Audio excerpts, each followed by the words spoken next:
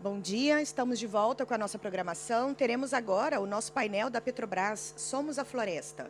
Como a bioeconomia, o restauro e as tecnologias sociais conectam biomas brasileiros. Neste painel, iremos apresentar a atuação integrada de 5 projetos de referência apoiados pela Petrobras na Amazônia, Mata Atlântica e Caatinga.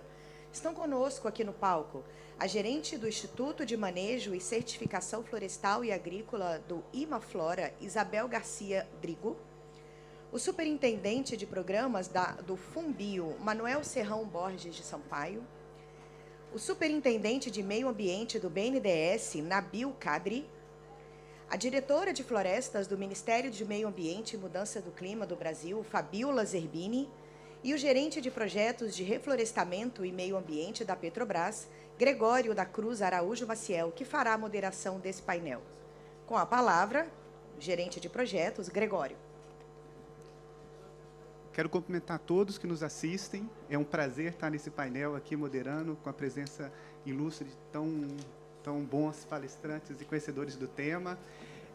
O objetivo é falar de florestas e como as empresas, no caso a Petrobras, pode apoiar esse tipo de iniciativa. As discussões aqui na COP têm mostrado quão fundamental e crucial é a questão da captura por florestas, soluções baseadas na natureza.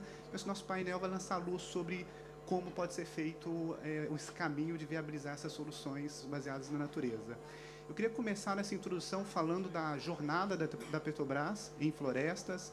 O primeiro aspecto que eu queria destacar é que florestas e soluções baseadas na natureza está no nosso planejamento estratégico, através de metas, através de instrumentos para a nossa estratégia de descarbonização.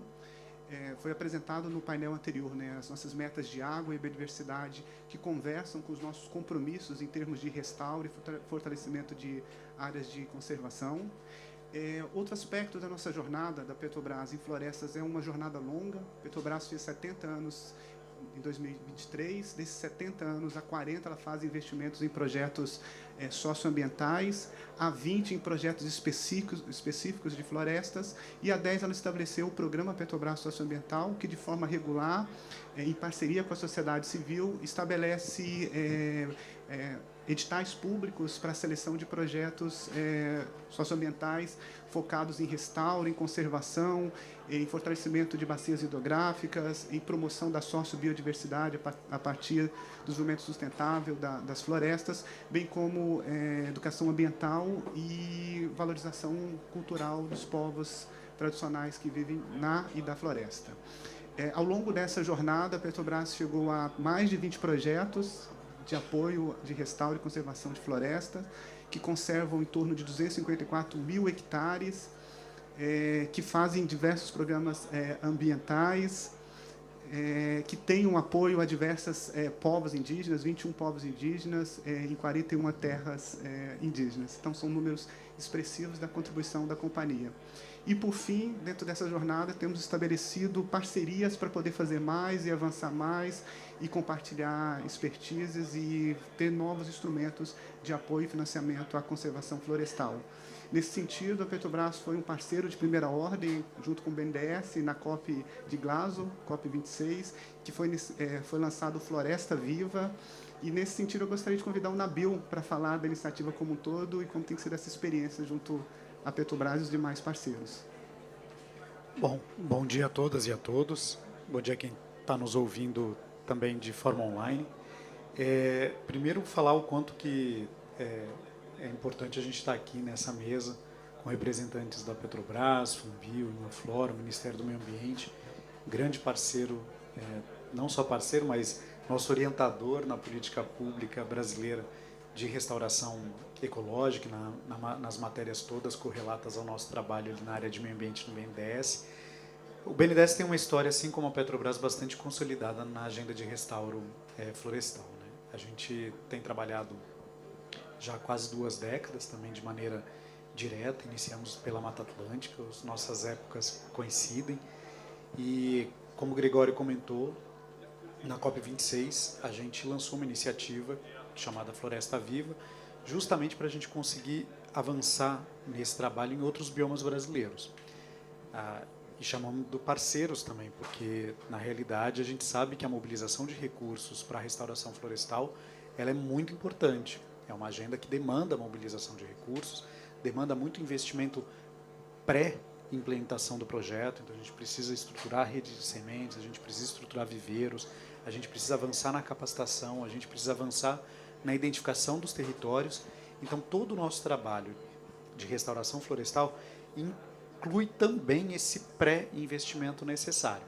Então, a gente precisa mobilizar parceiros e mobilizar recursos. Outro ponto importante é que a gente percebeu que muitas das empresas públicas e privadas tinham no seu portfólio trabalho feito para a restauração florestal. Então, por que não ter uma iniciativa que ajudasse a coordenar esses esforços públicos e privados, juntando recursos para investir no território? Então, uma ação coordenada.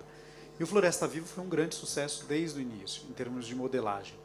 A gente teve uma expectativa inicial de colocar 250 milhões do Fundo Socioambiental do BNDES e que a gente ia levar 2 anos para conseguir levantar outros 250 milhões.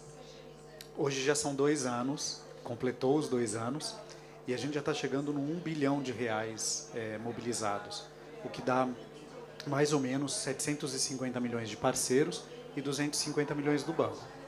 O Funbil foi selecionado como nosso parceiro gestor, num processo amplo, bastante interessante, de seleção, com altíssima qualificação dos participantes, mesas de rodadas de avaliação das propostas, e o Funbil acabou sendo selecionado e é quem faz a operacionalização dos editais. E o que foi bom, né? A gente tem usado as COPs como um grande momento, tanto de fazer o balanço da iniciativa, né, quanto de trazer novidades. Na COP do ano passado, lá em Sharm el Sheikh, BNDES e Petrobras fizeram um lançamento, junto com o Funbil, do primeiro edital, Manguezais do Brasil. Naquele momento foi o primeiro edital inicial do Floresta Viva, e agora a gente completou, né, Rosa? A Rosa está aqui, do Funbil, completou a contratação dos 8 projetos que foram selecionados e estão em toda a costa brasileira. Então, o trabalho da Petrobras, que foi apresentado até no painel anterior sobre monitoramento de costa, hoje tem também a complementariedade da restauração dos manguezais. Mas, ao longo desse ano, a gente conseguiu lançar um edital para o Amazonas, a gente conseguiu lançar um edital para o Xingu, Alto, Médio e Baixo Xingu, todos eles em andamento. E hoje a gente tem uma boa notícia, né, Gregório? Assim, que eu acho que é bom para a gente dividir e trazer para aqui, para a audiência da COP. Hoje a gente está divulgando de forma conjunta, BNDES, Petrobras e Funbil, o segundo edital no âmbito da parceria. Esse é um edital que vai focar em projetos no Cerrado e no Pantanal, biomas que hoje precisam de uma dinamização da agenda de restauro, bastante urgente, muito necessária, mas com conceito de corredores de biodiversidade. Ou seja, nesse edital, a gente vai buscar encontrar projetos que façam a ligação de segmentos que estavam isolados e que precisam ser conectados. Então, os projetos que apresentarem propostas de conexão desses corredores de biodiversidade, facilitando o trânsito da fauna, melhorando a dispersão de sementes da flora desses territórios, vão ser contemplados. É um edital robusto, assim como o primeiro, né? A gente está disponibilizando um total de 42 milhões de reais para essa iniciativa, são 42 milhões de reais, para a seleção de projetos na ponta, que vão resultar aí mais ou menos em 400 hectares de restauração. Então, a gente está bastante animado, muito feliz de dividir essa notícia de maneira conjunta aqui na COP28. Espero que na próxima COP a gente consiga estar trazendo não só os resultados desse edital, como de novas iniciativas. Só para fechar minha fala, porque o Manuel vai dar mais detalhes, Fabíola vai comentar como essa estratégia se integra dentro dos esforços da Planaveg, como a gente tem feito essa integração de trabalho junto com o MMA, com o MDA e com as secretarias estaduais de meio ambiente. Importante a gente falar, todos esses editais, eles são pactuados e são concertados no âmbito dessas instâncias de governança, com o Ministério do Meio Ambiente, com o Ministério do Desenvolvimento Agrário e com as secretarias estaduais de meio ambiente. E também tem um ponto que a gente não lembra, mas já me puxaram a orelha, falaram assim, você tem que falar, porque senão, ali no BNDES, a gente, e junto nessa parceria do Floresta Viva, para a gente já é parte do nosso trabalho valorizar todas as propostas que tenham a valorização da diminuição das desigualdades de gênero, de raça, participação das populações e povos tradicionais. Então, isso para a gente já é parte do nosso trabalho. Então, como já é parte, às vezes a gente não fala. Então, porque já está integrado. Mas é importante dizer, todos esses editais, eles têm características que valorizam na sua classificação projetos que tenham participação feminina, que tenham a participação da juventude, que tenham participação e representatividade racial e também participação de povos e comunidades tradicionais. Então, é importante a gente deixar isso claro, porque já é parte do nosso trabalho e às vezes a gente esquece, porque a gente já faz como algo automático do que a gente entrega. E, para fechar, né, a COP foi, assim, para a gente um grande momento, porque, além desse edital que a gente lança hoje, a gente também concluiu as novas parcerias que entraram no Floresta Viva. Hoje já são 20 parceiros. A gente conseguiu concluir a entrada do primeiro país, a primeira doação internacional de um país, então com a assinatura do contrato do KfW lá em Berlim, com a presença do presidente Lula e a ministra Marina. Então a gente tem a primeira internalização, mas além disso, a gente concluiu a entrada do estado de Pernambuco para focar em Caatinga e do BRDE para a gente avançar no nosso trabalho também no sul do Brasil. Com isso, a gente fecha o ano de 2023 só com boas notícias, boas entregas. A gente vai estar divulgando o balanço e o release dessa iniciativa às 8 horas da manhã do horário de Brasília.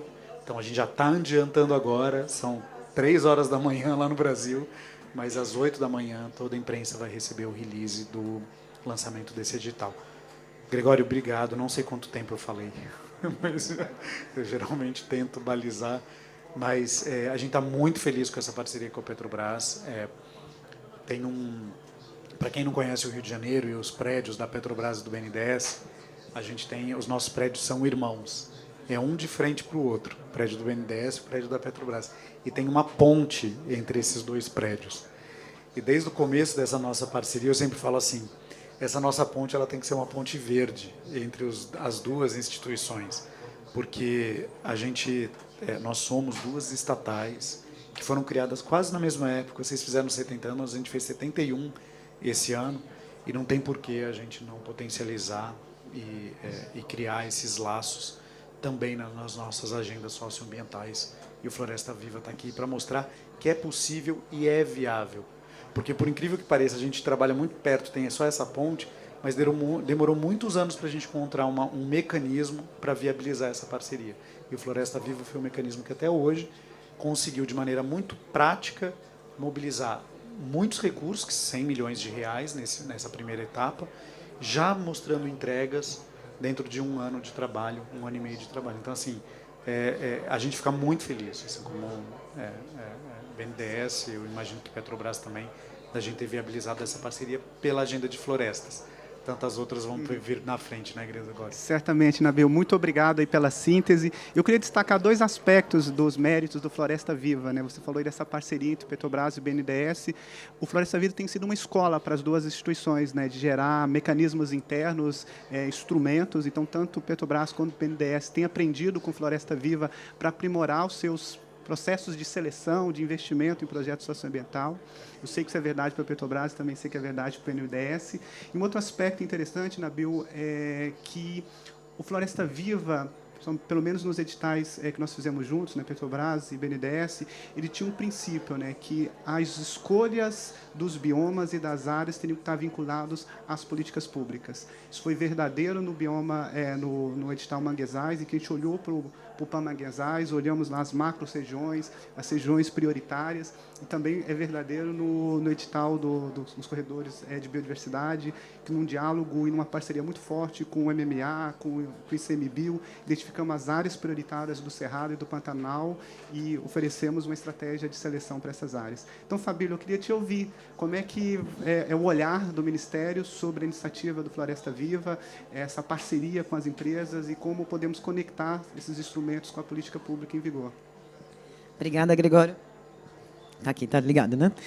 Bom dia, né, a todos e todas. Obrigada, acho que pelo convite, né, de poder estar aqui somando esse lançamento, mais um lançamento, né, para a agenda de recuperação da vegetação nativa. Volto com muito trabalho para casa, mas é um bom trabalho, né? E só para, antes até para descontrair um pouco, né? Eu brinco muito com o Nabil que a equipe dele e a nossa, são praticamente equipe expandida, né? Então, assim, o braço de pensamento, né, da lógica, de investimento, de financiamento, e mais do que o pensamento, né? O braço, inclusive, de realização, né? Tem sido um grande parceiro, o BNDES, então muito bom, né, estar aqui. Agora, quem sabe, expandindo mais a equipe, né, com outros atores, Fumbil também já é, né? Enfim, então, só para descontrair um pouco. Bom, de fato, a gente, nessa COP, a gente reassume politicamente o compromisso de 12 milhões de hectares a serem recuperados até 2030. A gente reassume politicamente porque ele, na verdade, nunca deixou de... Desde 2017, ele foi promulgado pela política, né, a PROVEG, que a gente chama, que é a Política de Recuperação da Vegetação Nativa. É um decreto presidencial, interministerial, e que ele traz 12 milhões de hectares lá. Só que 12 milhões de hectares, por si, não bastam. Toda a construção da política, ela está vindo, ou a reconstrução da política, né, nesse momento de retomada, ela está vindo numa lógica de o que esses 12 milhões vão entregar de impactos finalísticos. E aí é onde acho que entra um dos primeiros elementos, uma das primeiras fortalezas desse edital especificamente. Se você olha, a recuperação da vegetação nativa, ela entrega segurança climática, ela entrega segurança hídrica, ela entrega desenvolvimento socioeconômico e ela entrega, que é, né, talvez o mais importante aí, a conservação da biodiversidade, né? Então, tudo é, na verdade, uma grande combinação de hectares são importantes, mas mais do que os hectares, como que a gente efetivamente chega. E há algum tempo eu vinha ali, né, a gente vinha comentando, eu faço parte, bom, eu sou diretora do Departamento de Florestas e faço parte da Secretaria de Biodiversidade, Florestas e Direitos Animais. E se tem algo que nos une ali dentro da Secretaria e mesmo dentro do Ministério, você tem a agenda de conservação, a agenda de recuperação e toda uma dimensão, né, de conexão entre essas agendas que vai potencializar tanto uma quanto outra, quanto muitos outros compromissos que o Ministério assumiu. Volto a dizer, 12 milhões de hectares são importantes, mas não bastam, não se esgotam aí. Eles vão muito além. Então, esse é um primeiro aspecto. Fico muito feliz. Eu espero que, desse edital, a gente consiga aprender, falo isso com muita humildade, a gente consiga aprender como, efetivamente, a recuperação ela pode ser um conector das áreas protegidas e, de fato, a gente, através disso, avançar, né, nessas agendas de uma forma sistêmica. Segundo aspecto, e aí é um grande mérito, de fato, do mecanismo Floresta Viva, é a parceria público-privada. Ainda que Petrobras seja também, né, uma empresa do governo, né, mas, digo, o mecanismo em si, desde o início a gente falava isso e agora a gente está comprovando em resultados. É impressionante, gente, o quanto essa proposta, né, de fato, uma proposta, né, Floresta Viva, ela vem crescendo, e ela vem crescendo porque o que há algum tempo podia ser uma boa narrativa ou uma visão estratégica, o Floresta Viva consegue consolidar. É um mecanismo de credibilidade, é um mecanismo que o setor privado confia, né, para poder, ao somar, né, nessa iniciativa, efetivamente chegar e conseguir trazer para o território a dimensão do público-privado no que realmente a gente sabe que é crucial para efetivamente a gente conseguir chegar nos 12 milhões de hectares e nos impactos, né, finalísticos que tudo isso faz. E um último aspecto que eu somo muito o que o Nabil acaba de falar sobre... É importante que, na ótica da política pública, que está sendo reestruturada, de forma coletiva, temos a reestruturação do CONAVEG, que é a Comissão Nacional de Recuperação da Vegetação Nativa, né? Então, o governo e as ações e iniciativas do governo, elas têm que ser destravadoras, né, de mecanismos e de formas de que a gente consiga otimizar o fluxo de investimento nos territórios.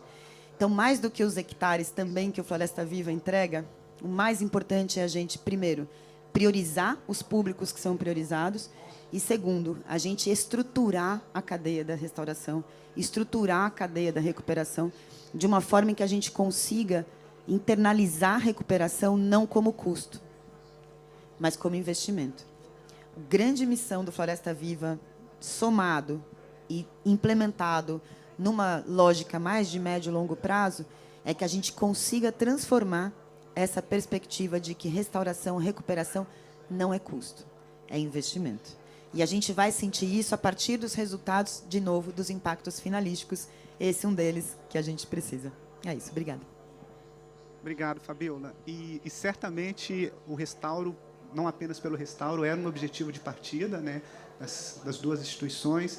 E sempre que a gente construiu os 2 editais, colocamos na praça, isso que a gente vai lançar hoje, tinha como olhar muito atencioso e cuidadoso a questão dos serviços ecossistêmicos, do impacto socioambiental, do impacto social mais especificamente, da questão da agenda de direitos humanos. Então, sempre foi um olhar cuidadoso da equipe técnica que organizou o edital, e é verdadeiro quando a gente olha os critérios ali postos no edital para a pontuação das propostas. O sucesso, acho que, do Floresta Viva também se depende muito, né, dependeu muito e depende muito da parceria com o Funbil. Então, nada mais justo do que chamar o Manuel aqui para apresentar o edital. O Funbil tem sido um parceiro fundamental aqui, tanto do ponto de vista de aportar conhecimento técnico, de aportar credibilidade e também ajudar na organização dos editais e, mais à frente, no acompanhamento técnico-financeiro dos projetos. Então, Manuel, por favor, a palavra está contigo para apresentar aí o edital passado e o novo edital que estamos lançando aqui, antecipando na COP. Muito obrigado, Gregório. Bom, agradecer aos nossos colegas, Nabil e Fabiola, de tantas frentes, né? Não só dessa, mas de tantas frentes. E a Petrobras também. A Petrobras também tem sido um parceiro, assim como a Imaflora, em muitas iniciativas. Brevemente, o Funbil é o Fundo Brasileiro para a Biodiversidade. Nós somos uma instituição brasileira, com 28 anos de existência, que nasce da necessidade da política de biodiversidade brasileira contar com um mecanismo ágil, flexível, transparente e perene. Assim, a gente nasce 28 anos atrás e vem se desenvolvendo.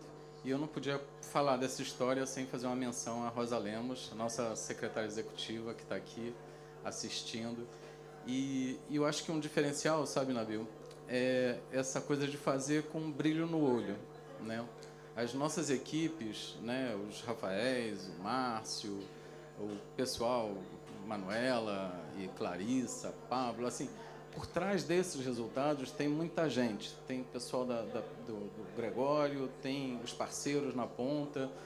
Eu ouvi isso do Mauro ontem e acho que é uma verdade. Assim, as coisas são relações institucionais com pessoas por trás, né? E esse edital, ele é a síntese disso, né? O Funbil vem há muitos anos se preparando para que isso acontecesse, com parcerias com o setor privado, as mais diversas, com o Rock in Rio e o ISA, plantando muvuca em larga escala, com os alemães, com o Mata Atlântica.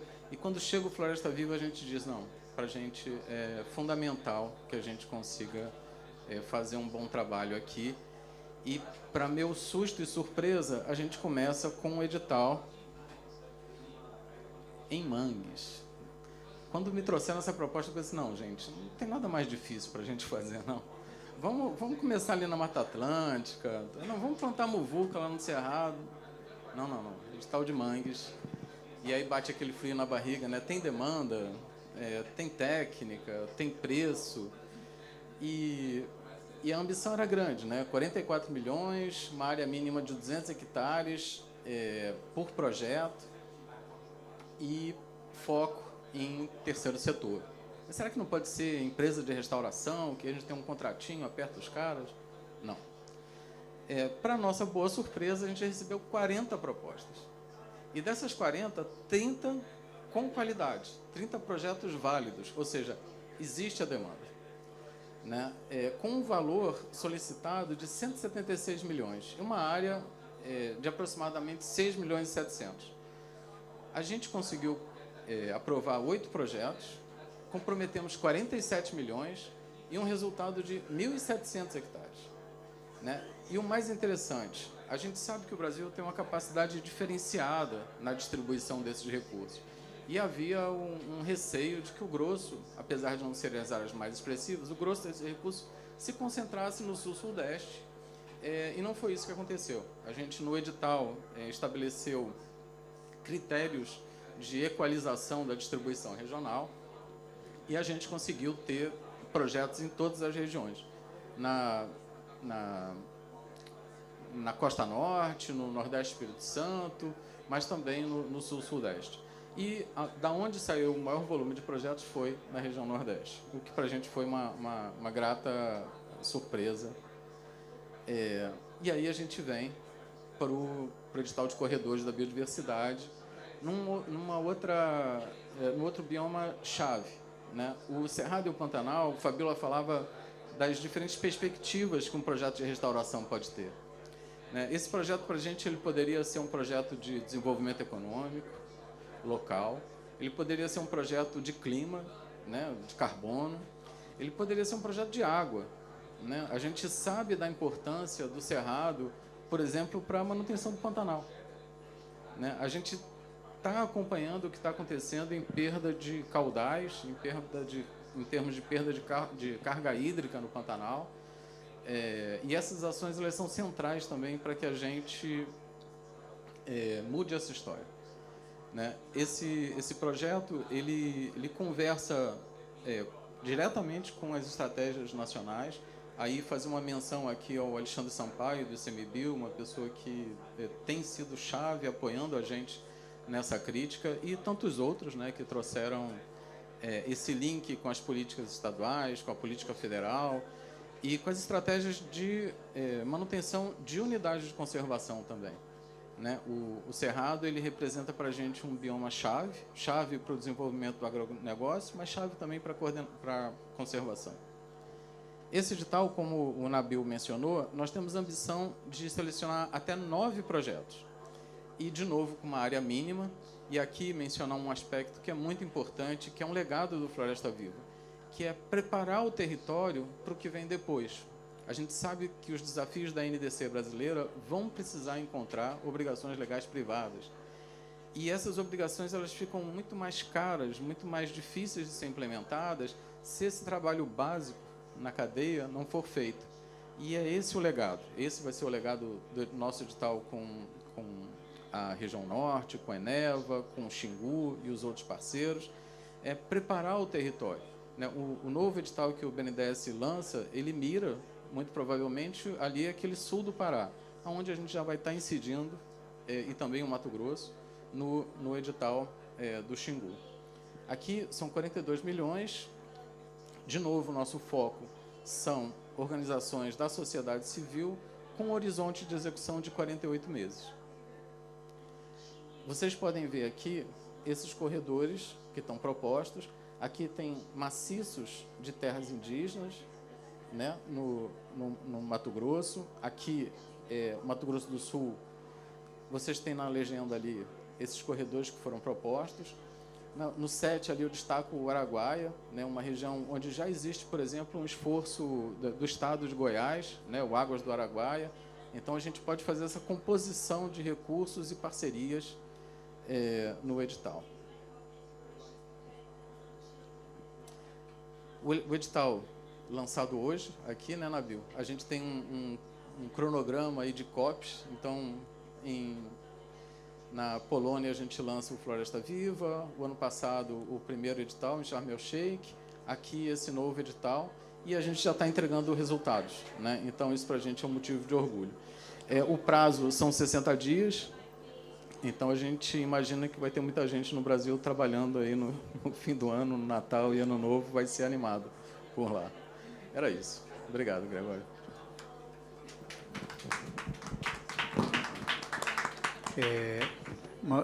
Peço desculpas, eu vou precisar sair junto com a Fabíola, a gente vai cumprir uma agenda na Green Zone. Quem não está aqui sabe que as distâncias são enormes, a gente tem andado aí 10, 12 quilômetros por dia. Agradecer muito a parceria do FUNBio, a parceria com a Petrobras, os demais parceiros do Floresta Viva, e como o Manuel disse, assim, lembrar e agradecer muito o trabalho do Marcos Cardoso, lá da equipe do BNDES, que é o nosso chefe do departamento, junto com o Rafael Stein e o Márcio Macedo, que são históricos na agenda da restauração no Brasil e da viabilização financeira desses projetos. Então, agradecer mais uma vez, gente, desculpa, não vou conseguir permanecer para o debate para as próximas perguntas, mas a gente conseguiu passar o recado e a gente continua a nossa história aí nos próximos meses. Obrigado. Obrigado, Nabil. Obrigado, Fabíola. Foi excelente aqui o esforço de vocês contar com a fala. Pegar carona aqui também, né, para encerrar o capítulo Floresta Viva, lembrar aqui a minha equipe lá da Petrobras, que trabalhou diretamente, a Luísa, Amanda, Felipe, Leila e Valéria. Muito obrigado. 2 comentários rápidos aqui sobre os 2 editais, né? Como eu disse anteriormente, ele foi muito a estratégia de recorte das áreas aportado em política pública, aportado na ciência, né, Manuel? Esses 10 corredores estamos propondo aí objeto de projetos, eles foram resultados de cruzamentos de diferentes estudos a partir de análises multicritérios para identificar essas áreas como as áreas prioritárias de restauro. Acho que esses 2 comentários aqui. E é uma alegria enorme para a gente ter lançado esses dois biomas, né, esses 2 conjuntos de biomas. Como você falou, era um desafio, uma audácia das instituições, né, escolher Manguezal e agora ir para o Pantanal e para o Cerrado, mas, enfim, esse é o nosso compromisso, o compromisso da Petrobras, investir em todos os biomas do Brasil e dinamizar mercados, dinamizar atuações em áreas e em locais que não necessariamente é a prioridade da atividade de restauro. Queria agora passar para o segundo tema, né? Eu falei rapidamente do programa Petrobras Socioambiental, programa que dá muito orgulho para a Petrobras, pela construção e pelos resultados e pelo legado que ele proporciona. A gente mensura, né, o resultado do programa Petrobras Socioambiental através de uma medida, como ele multiplica os resultados para cada real aplicado. Então, na média da carteira do programa, para cada real aplicado, ele se transforma em R$5 em termos de benefícios sociais e ambientais. Um dos nossos projetos que a gente tem mais orgulho de fazer parte da carteira é o Florestas de Valor, um exemplo, aí, um case de sucesso de como utilizar a bioeconomia ou a sociobioeconomia como uma estratégia de conservação. Então, estou muito orgulhoso de estar aqui com a Imaflora, com a Isa, para apresentar esse projeto aqui na COP28. Obrigado, Isa, por estar aqui com a gente e trazer um pouco mais de detalhes sobre Florestas de Valor. Obrigada, Gregório. Realmente é sempre bom poder trazer nas COPs alguns resultados de impactos realmente dessas ações que se estendem, né, por alguns anos, e também a parceria do Imaflora com o programa, com a Petrobras, como disse o nosso colega aqui do Funbil também, com o Funbil em vários projetos ao longo desses anos. Acho que eu tenho que só mudar aqui os slides. Não, imagina. Bom, para quem não conhece, assim, rapidamente, o Imaflora é uma organização da sociedade civil, né, uma organização não governamental, e nós trabalhamos em 3 eixos principais estratégicos, e um deles é o eixo da sociobiodiversidade. Como o Gregório falou, a gente algumas expressões, alguns termos surgem com mais força, mas trabalhamos no que se chama bioeconomia há muitos anos já, né? Mas uma bioeconomia da floresta em pé. É esse o nosso recorte. Existem várias bioeconomias, mas o nosso recorte é uma bioeconomia da floresta em pé. E o Imaflora também faz 28 anos ano que vem, né? Então, temos aí somos jovens, mas muito próximos de várias iniciativas que surgiram, né, há 28 anos atrás, nessa luta para a gente realmente conservar recursos naturais e possibilitar que as pessoas vivam bem dentro dos biomas e dos biomas conservados. Bom, então, deixa eu ver se eu vou acertar aqui. Aqui, né, já falei um pouquinho o que o Imaflora faz, a nossa missão. Isso aqui, rapidamente, alguns dos nossos números. A gente cresceu muito nesses 28 anos, né, atuando com essa quantidade de parceiros e de hectares e de pessoas. Eu já falei disso, então não vou me estender muito. Aqui são os nossos eixos de atuação, né? A sociobiodiversidade ali, o terceiro eixo, nas cadeias da sociobiodiversidade, e também um olhar territorial, né, que a gente imprime a essa ação. E vou entrar, então, na nossa parceria com a Petrobras, que é o programa Florestas de Valor, onde a gente atua em 2 territórios na Amazônia, os 2 no estado do Pará, um na Calha Norte e o outro em São Félix do Xingu. Então, são 2 grandes territórios com estratégias de atuação que elas são similares para os 2, mas com características um pouco diferentes. Então, na Calha Norte, nós temos principalmente a nossa atuação junto a comunidades e organizações comunitárias que são povos que vivem do extrativismo na floresta, né? Claro, todo mundo, todas as comunidades e grupos sociais na Amazônia, eles também praticam sempre alguma agricultura ou pecuária, mas na Calha Norte ali são principalmente comunidades extrativistas, de produtos como castanha e cumaru, por exemplo. Em São Félix do Xingu é um recorte territorial onde nós temos a agricultura familiar, muita pecuária, né? Quem é brasileiro e lê os jornais, né, sabe da história ali de São Félix do Xingu, um município gigante com muitas áreas de conservação, mas também, infelizmente, ainda com muito desmatamento, mas com grandes, quase conglomerados de assentamentos da reforma agrária. Então, ali o público nessa região é um público que é um agricultor familiar, uma agricultora familiar, mas que tem porções de floresta nos seus lotes, nos assentamentos. E o nosso objetivo, claro, é fortalecer as cadeias da sociobiodiversidade nesses locais, fortalecer os negócios comunitários, né? Então, imprimir essa organização da atividade econômica como um negócio, respeitando, claro, as peculiaridades e como essas populações encaram as suas próprias atividades econômicas, fomentar a restauração florestal produtiva, então tem um objetivo na restauração que é com espécies que vão gerar também alguma renda, combinada com uma melhoria nos processos, nos modelos de agricultura, né? Então, outra expressão, né, agricultura regenerativa, pecuária regenerativa, o Imaflora trabalha com isso há anos já, né, antes dele ganhar esse novo qualitativo. Mas, no fundo, é uma agricultura e uma pecuária que respeitam os recursos naturais, que aplicam as melhores práticas descritas na ciência agronômica brasileira e, sobretudo, que respeitam e visam a qualidade do solo. Isso é bom lembrar que é muito intrínseco ao conceito de agricultura e pecuária regenerativa o solo. E, quando se fala de pecuária, isso é super importante.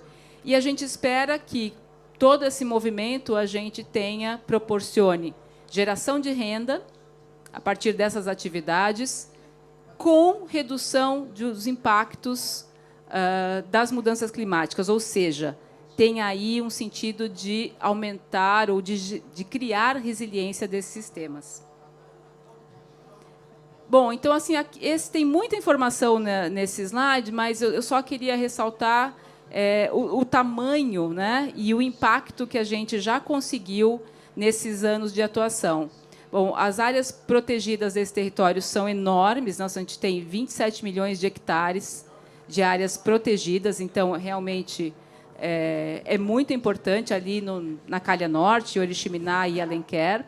Em São Félix do Xingu, como eu disse, a gente tem uma outra conformação territorial, muito desmatamento, muito pastagem para a criação de gado, e ali o nosso foco é nesses lotes da reforma agrária e também um apoio muito importante que o programa dá e um fomento para o empreendedorismo feminino.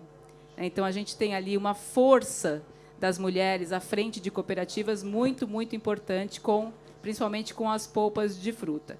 E ali, nos 2 territórios, a agenda comum aí mais objetivo estratégico, diria mais específico, é organizar toda essa produção dessas cadeias para atender mercados institucionais, que eles são muito importantes nessa região, né? Então, a gente tem essa política pública da PNAE, né, que é o fornecimento de alimentação para a alimentação da rede escolar, que é um mercado muito importante e que o programa, a nossa ação, com a parceria da Petrobras, possibilitou organizar melhor isso e possibilitar o acesso a esse mercado. E também, muito importante, é um trabalho que é árduo, não é fácil, mas é formar uma rede de técnicos locais. Se a gente quer realmente desenvolver de forma sustentável os territórios, né, em regiões tão desafiadoras como a região amazônica, é preciso desenvolver capacidades locais. Nós não vamos ficar emitindo gases do efeito estufa, levando técnicos do Sudeste, do Sul do Sudeste para a Amazônia. Isso não vai trazer o desenvolvimento territorial sustentável. Então, é uma ação ali. Aí, alguns macro-resultados que a gente já consegue coletar. Então, em Oriximiná, por exemplo, ali na Calha Norte, o programa atende uma cooperativa, né, que é apoiada desde 2018, 4 associações territoriais. Isso compreende aí 36 comunidades quilombolas, quase 2.000 famílias, 250 mil hectares manejados, 4 agroindústrias de polpa de fruta. Então, assim, foi desde 2018, pode parecer pouco, mas num território que é tão difícil, né, que o acesso é difícil, é um ganho muito, muito, muito significativo. E a gente tem uma consolidação, claro, ninguém aqui, e não podemos deixar de pensar que consolidar cadeias na região amazônica é trivial. Mas esses anos todos já possibilitam a gente dizer que nós temos 3 cadeias extrativistas, que é a da castanha, do cumaru, né, essa fava ali, né, a tonka bean, né, uma fava, é o cumaru, na verdade, e da copaíba, muito melhor consolidadas hoje. E isso resulta em volumes comercializados, que vocês podem ler aí nesse slide, consideráveis já. Então, são volumes realmente comercializados nos últimos 3 anos. Lógico, é o acumulado dos 3 anos, né? E várias famílias envolvidas e um valor total gerado aí de 2,5 milhões de reais, aproximadamente 510 mil dólares. Lá em São Félix do Xingu, eu já falei isso, já ressaltei, a estratégia é muito mais a gente promover uma transição para uma agricultura de baixas emissões, uma agricultura de baixo impacto, e ali o trabalho com mulheres é muito, muito importante, né? Então, acho que esse é o destaque de São Félix do Xingu. E a gente, olhando em termos de redução das emissões, até faltou ali a unidade de medida, mas no acumulado, desde 2018, a gente fazendo cálculos para essa região, a gente chega num valor de 327 milhões de toneladas de carbono equivalente que se mantiveram estocadas nas áreas por desmatamento evitado. Tá? Então, isso é desmatamento evitado. É um desmatamento que poderia ter ocorrido, mas com a implementação e o trabalho junto a essas comunidades, por exemplo, para fazer os manejos da roça sem fogo, o projeto, né, o programa, evitou essas emissões, né? Então, isso é um resultado interessante. Lá na área de Alenquer, a gente tem um número um pouco menor, porque São Félix, lógico, né, a pressão por desmatamento é maior. Então, quanto mais você consegue segurar, você emite menos. Mas na região de Alenquer, que é muito mais floresta, aí a gente tem 8.000 toneladas de CO2 equivalente que se evitou essa emissão. Também é importante, né? Porque, como eu falei, mesmo nas regiões que são mais florestais, que você tem mais atividade agroextrativista, sempre existe a necessidade de roçados, né? E essas famílias precisam de áreas também que elas vão produzir o seu alimento ali para o dia a dia. Mas isso pode ser feito de uma maneira muito mais sustentável, né? Então, esse método da roça sem fogo, ele é muito importante para segurar áreas florestadas, evitar desmatamentos. Então, esses são os números ali de São Félix. E aqui, rapidamente, o que eu comentei sobre o acesso a mercados institucionais, né? Então, a gente teve aí, vocês podem ver, tem um crescente, né? Desde 2021, todo o trabalho para, junto às comunidades, com as autoridades governamentais, para facilitar esse acesso às políticas públicas que permitem essa comercialização, ele veio num crescente, e aí foram acrescentando pessoas, né, número de produtores, entre homens e mulheres, veio num crescente até esse ano e também num crescente de renda. Então, é uma sinalização que vale a pena seguir nesse caminho, tem bastante a ser feito ainda, né? Mas é um caminho virtuoso e interessante de trabalhar o acesso a essas políticas públicas, onde as comunidades podem colocar a sua produção e ter ali localmente. É muito bom também para quem consome essa produção, porque é uma produção local, saudável, muito mais saudável do que a importação de alimentos, né? Para você ter ali a alimentação dos alunos da rede escolar. Então, é um caminho econômico que a gente deve perseguir para ter ainda mais um aumento incremental aí a cada ano. É isso, e eu termino por aqui. Obrigada.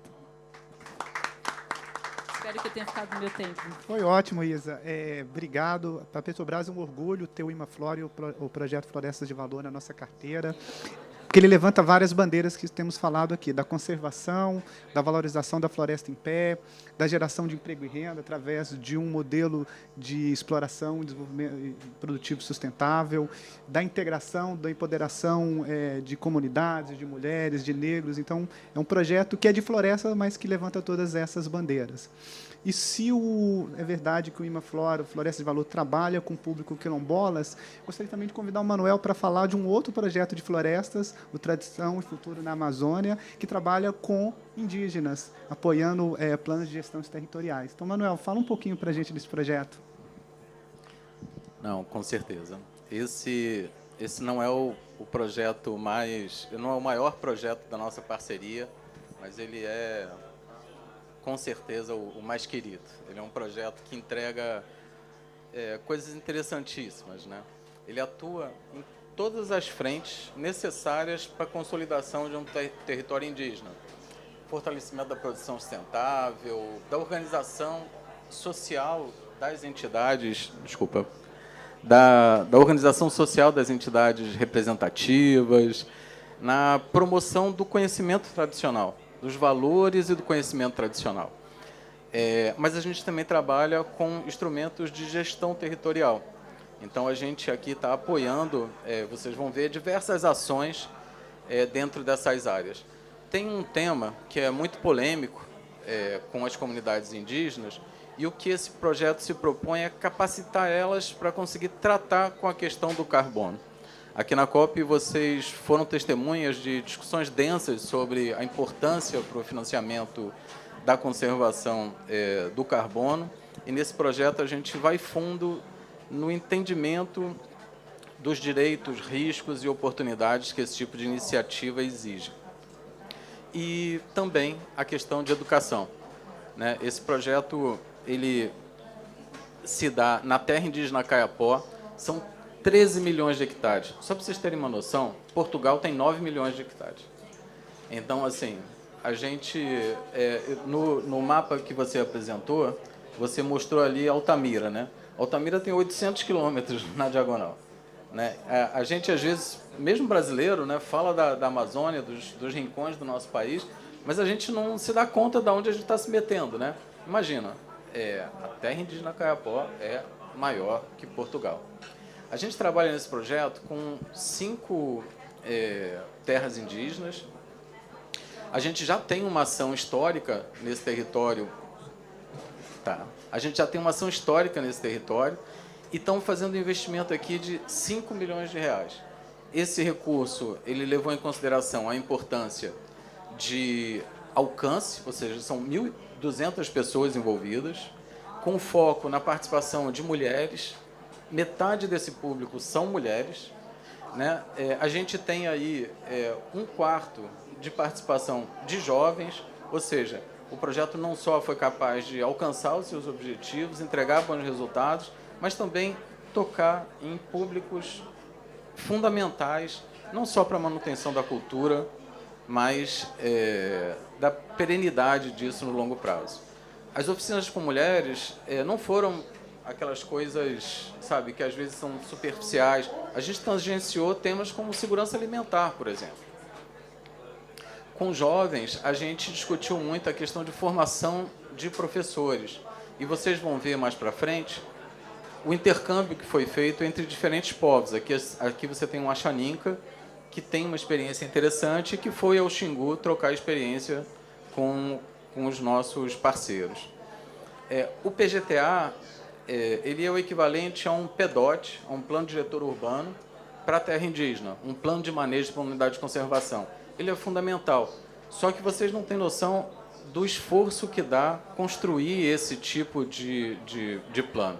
Você tem que criar os mapas etnográficos, e para isso você precisa de um contingente, para ter legitimidade, um contingente enorme, que você tem que deslocar numa área que não tem infraestrutura, com distâncias continentais, né? A questão de carbono eu já mencionei, e vou dar uma corridinha para falar um pouco de sociobiodiversidade. A gente tem aqui um desafio de segurança alimentar. Nós, muitas vezes, não alcançamos o quanto foi duro para essas comunidades o período de pandemia e os riscos que eles estão submetidos, porque a nossa tradição alimentar não é exatamente a mesma, né? Assim, oferecer cesta básica para essas comunidades num momento de emergência é fundamental, mas isso não dialoga com o cardápio, né? Com o que eles estão acostumados a se alimentar. Fortalecimento institucional é outra coisa fundamental. Para que a gente faça chegar as políticas públicas a esses territórios, a gente tem que ter interlocutores qualificados. E os Kayapó são diferenciados nesse aspecto, e esse projeto entregou isso, que foi interessantíssimo. Concluindo, a gente fez uma exposição no MAC, em Niterói, que foi emblemática, né? E eu trouxe aqui algumas fotos para vocês desse evento. Realmente teve uma participação muito interessante no projeto, que se refletiu nesse momento. As imagens são lindíssimas, renderam uma série de matérias e notícias em diferentes veículos. E aqui um pouquinho do que foi apresentado lá para vocês. E eu queria, em nome do Fumbil e dos Kayapó, agradecer a parceria com a Petrobras. E vem mais por aí, né, Gregório? Certamente, Manuel. Essa exposição, quem não teve a oportunidade de assistir, perdeu, assim, uma coisa de tocar mesmo a vida, né? É uma exposição não feita por brancos sobre os indígenas, mas uma exposição de curadoria indígena para valorizar a sua própria cultura. E na inauguração, além do Raoni, tinham mais 39 lideranças indígenas que saíram lá, a dificuldade, né, lá do território do Pará até o Rio de Janeiro para abrilhantar essa exposição. Queria falar aqui, Isa, que o Floresta de Valor, o Imaflora, faz parte de uma rede de projetos que atua de forma integrada nos diversos biomas brasileiros, combinando conhecimentos, combinando técnicas de conservação. Então, junto com o Floresta de Valor no Pará, nessa rede, temos o projeto Viveiro Cidadão, que faz restauro em Rondônia, o projeto Raízes do Purus, que trabalha também com povos indígenas na parte do extrativismo sustentável no Amazonas, o projeto No Clima da Caatinga, que atua na Serra das Almas, fazendo uma conservação e implementação de tecnologias sociais, e o projeto Semeando Água, que atua em São Paulo, no Sistema Cantareira, fortalecendo a resiliência hídrica de um dos principais fornecedores de água para 8 milhões de brasileiras. Essa rede faz parte, novamente, do programa Petrobras Socioambiental, que é um orgulho da empresa em apoiar esse tipo de projeto, está na nossa estratégia, está no nosso compromisso com a sociedade civil. E sempre bom lembrar que as COPs têm reafirmado a centralidade das soluções baseadas na natureza. Nós não vamos alcançar 1,5 grau sem fazer jus à redução de emissões por meio da conservação e do restauro de florestas nativas. A Petrobras tem um compromisso firme em contribuir com essa agenda e esse compromisso ele assume a forma de recurso, assume a forma de compromissos quantitativos. Eu termino a fala dizendo um desses números, né, além de todos os benefícios socioambientais associados a eles. Hoje, a Petrobras, por meio da sua carteira de projetos, ela está presente direta e indiretamente em 28 milhões de hectares, equivale a 4% do território brasileiro, e o nosso compromisso até 2030 estarmos em 32 milhões de hectares. Agradeço a todos que estiveram nesse painel, a quem nos assistiu. Muito obrigado.